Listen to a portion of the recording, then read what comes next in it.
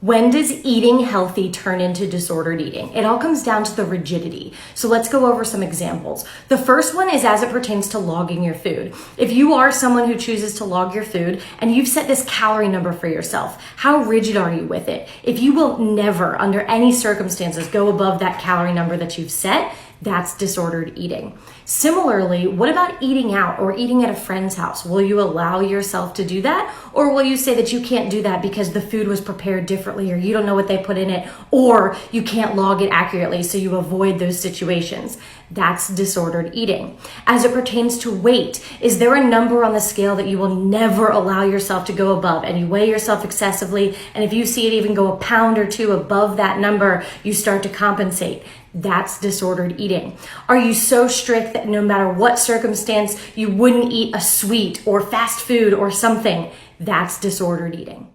Signs and symptoms of an eating disorder that often go overlooked, partially because our culture thinks that they're normal. I do all 10 of these on YouTube, but just here's a couple. Number one, a preoccupation with the grams of different macronutrients in foods. Now, a lot of people are like, what's the problem with that? That's just eating clean. But really, a lot of times it's signs of disordered eating or an eating disorder. Number two is cooking meals for other people, but not eating that meal. Most people don't notice that they didn't eat it.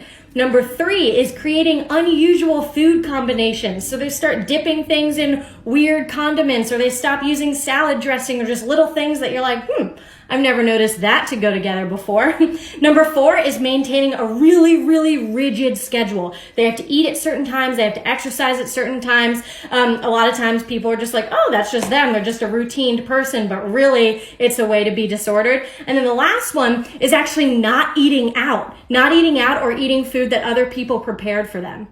There's no such thing as bad food. Food has no inherent moral value. And despite the fact that diet culture preaches that over and over again, I want you to know that if you ate a stereotypically bad food, you're allowed to have that. And you're allowed to have it tomorrow too. So listen to this scenario. Stereotypically, again, no foods are bad foods, but let's just go with what people will say out there. Pizza would be lumped into a bad food. So let's say you went out to eat and you had pizza. A lot of people who are stuck in this mentality are thinking, oh my God, I shouldn't be eating this. This is really bad. Maybe what I'll do is just like eat a lot now and then I won't have any tomorrow and I'll start fresh tomorrow because I shouldn't be eating pizza. This is bad. And it's just that negative feedback loop.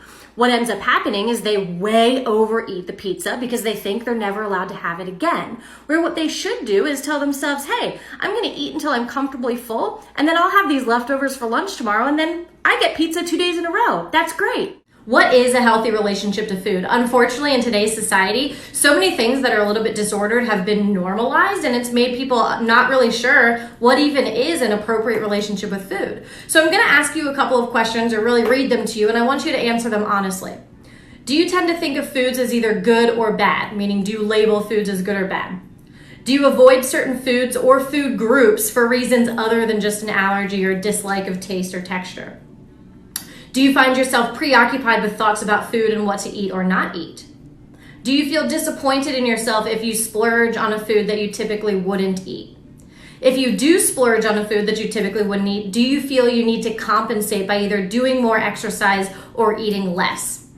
If you've answered yes to any of those questions, that can actually mean your relationships to food is a little bit disordered. I highly recommend, if you answered yes to any of those, that you go check in with a dietitian or professional about your thoughts around food.